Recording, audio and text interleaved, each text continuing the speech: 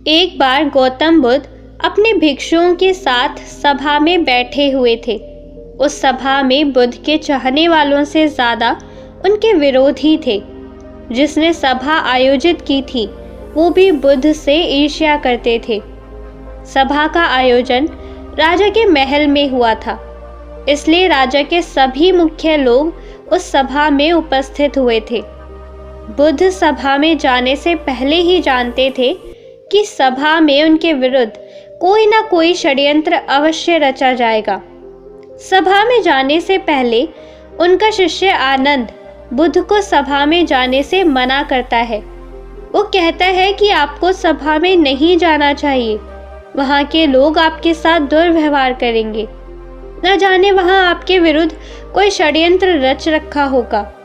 लेकिन गौतम बुद्ध अपनी करुणा की वजह से अपने आप को उस सभा में जाने से नहीं रोक पाए। सभा की शुरुआत होते ही बुद्ध के साथ कुछ तीखे प्रश्नों से बुद्ध से ईर्ष्या करने वाले लोगों का यही प्रयास होता है कि बुद्ध से कुछ ऐसा प्रश्न पूछा जाए जिसका उत्तर गौतम बुद्ध ना दे पाए। परंतु बुद्ध सभी प्रश्नों का उत्तर बड़ी आसानी से दे देते हैं। सभा में बैठे सभी लोग अपने अपने प्रश्न बुद्ध से पूछ लेते हैं और उन्हें अपने प्रश्नों का उत्तर भी मिल जाता है। तभी अचानक वहाँ एक स्त्री आती है और बुद्ध से कहती है कि आप तो ध्यान की बातें करते हैं, ज्ञान की बातें करते हैं, सत्य की बातें करते हैं। आप लोगों को सत्य की राह में चलने का उपदेश देते हैं। क्या आपके भीतर थोड़ी सी भी दया नहीं? क्या आपको मुझ अबला की कोई चिंता नहीं है जिसे आपने गर्भवती करके छोड़ दिया है? क्या आपको मेरे पेट में पल रहे बच्चे की कोई फिक्र नहीं? उस स्त्री की बात सुनकर उस सभा में हलचल मच जाती है। लोग एक दूसरे से बातें करने लगते हैं। इस सभा में बैठा हर एक व्यक्ति खड़ा हो जाता है और कहता है कि औरत के सौंदर्य के आगे बड़े बड़े ज्ञानी भी अपने घुटने टेक देते हैं, तो फिर ये बुद्ध क्या चीज़ है? उसी में से कोई एक और व्यक्ति खड़ा होता है और बोलता है कि हमें बुद्ध से ये उम्मीद नहीं थी कि बुद्ध इतना भी नीचे गिर सकते हैं। इसी तरह सभी के सभी लोग खड़े होकर बुद्ध को भला बुरा और जली कटी बातें कहते हैं, बिना सत्य को जाने ही कि सत्य क्या है। बुद्ध को भला बुरा कहने लगते हैं। जब सभी लोग अपने मन की भड़ास निकाल लेते हैं तब राजा कहते हैं कि बुद्ध, आप अपनी सफाई में क्या कहना चाहते हैं? और वो राजा भी बुद्ध से ईर्ष्या करता था। वो चाहता था कि कैसे भी बुद्ध बदनाम हो जाए। यहाँ पर एक गहरी बात आपको समझनी चाहिए कि इस सारी घटना का बुद्ध पर कोई असर नहीं पड़ा और ना ही लोगों के अपशब्दों का बुद्ध पर कोई असर पड़ा था, और उस स्त्री के झूठे आरोप का बुद्ध पर कोई असर पड़ा। जानते हैं क्यों? क्योंकि बुद्ध सत्य को जानते थे, वे अपनी नज़र में सही थे। सूत्र यही है कि चाहे पूरी दुनिया आपके खिलाफ क्यों ना हो जाए, अगर आप अपनी नज़र में सही हैं, अगर आप अपने आप को जानते हैं कि आप सत्य के साथ खड़े हो, तो आपका कोई कुछ नहीं बिगाड़ सकता।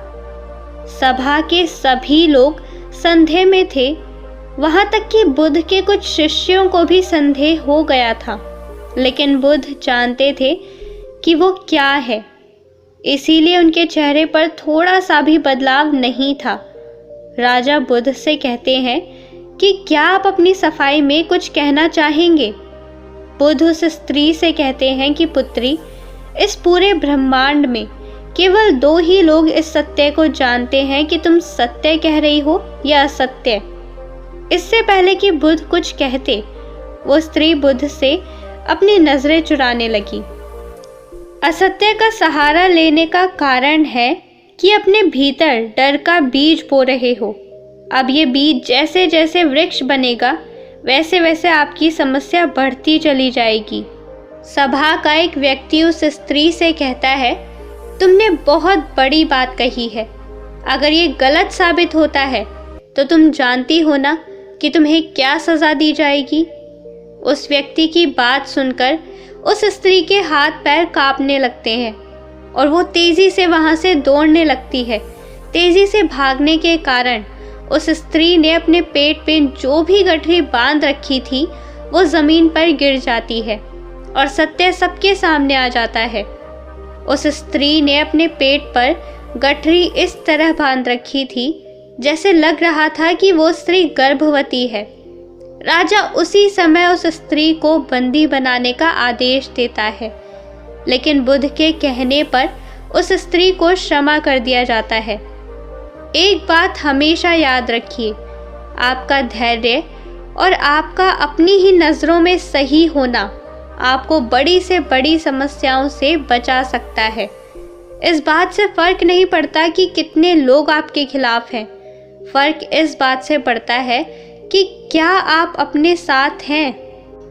तो दोस्तों, कैसी लगी आपको ये कहानी कमेंट करके ज़रूर बताएं, और अगर वीडियो पसंद आई हो वीडियो को लाइक और चैनल को सब्सक्राइब करना ना भूलें।